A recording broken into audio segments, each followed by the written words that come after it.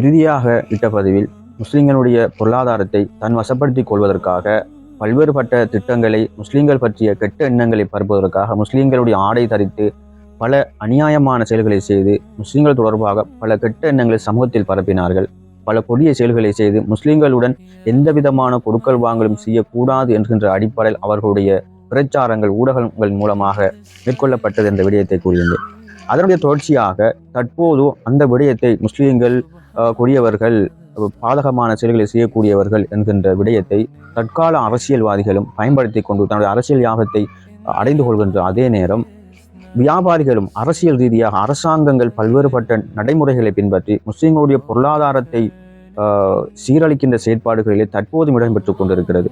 இதனை பார்க்கின்ற சாதாரண பொதுமக்கள் எந்தவிதமான ஒரு ஆய்வும் இல்லாமல் நம்பிக்கொண்டு செல்கின்றார்கள். முஸ்லிம்கள் தொடர்பாக பல கெட்ட எண்ணங்களை உள்ளத்தில் வளர்த்துக் கொள்கின்றார்கள். இதனை உண்மையாகவே நீங்கள் அதனை ஆய்வு செய்யும் போது முஸ்லிம்கள் அவ்வாறுதான் இருக்கிறார்களா, இவர்கள் கூறியபடிதான் நடந்து கொள்கிறார்களா என்பதை நீங்கள் தெரிந்து கொள்ள முடியும்.